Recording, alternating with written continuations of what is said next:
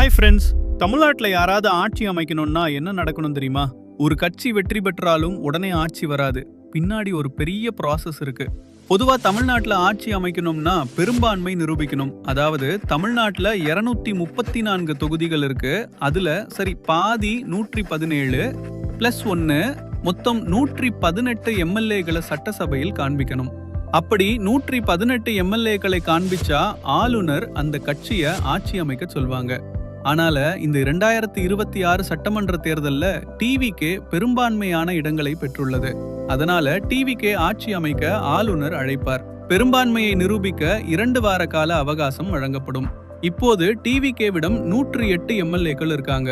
இன்னும் 10 எம்எல்ஏக்கள் வேணும். அதனால ஏற்கனவே வெற்றி பெற்ற சிறிய கட்சிகளான காங்கிரஸ், பாட்டாளி மக்கள் கட்சி, விடுதலை சிறுத்தைகள் கட்சி, இந்திய கம்யூனிஸ்ட் கட்சி, முஸ்லீம் லீக் கட்சி, பாஜக மற்றும் தேமுதிக ஆகியோரிடம் ஆதரவு கேட்பாங்க.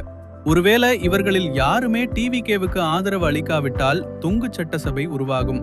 அதாவது குடியரசுத் தலைவர் ஆட்சி அமல்படுத்தப்படும். பிறகு 6 மாதங்களுக்கு பிறகுதான் மறுதேர்தல் நடத்தப்படும். இப்போ தொங்கு சட்டசபைனா என்னன்னு புரிஞ்சிருக்கும்னு நினைக்கிறேன். புரிஞ்சிருந்தா ஒரு சூப்பர்னு கமெண்ட்ல சொல்லுங்க. இது போன்ற இன்ட்ரெஸ்டிங் அரசியல் தகவல்கள் தெரியணும்னா சினியரங்கம் சேனலை சப்ஸ்கிரைப் அண்ட் ஃபாலோ பண்ணிக்கோங்க.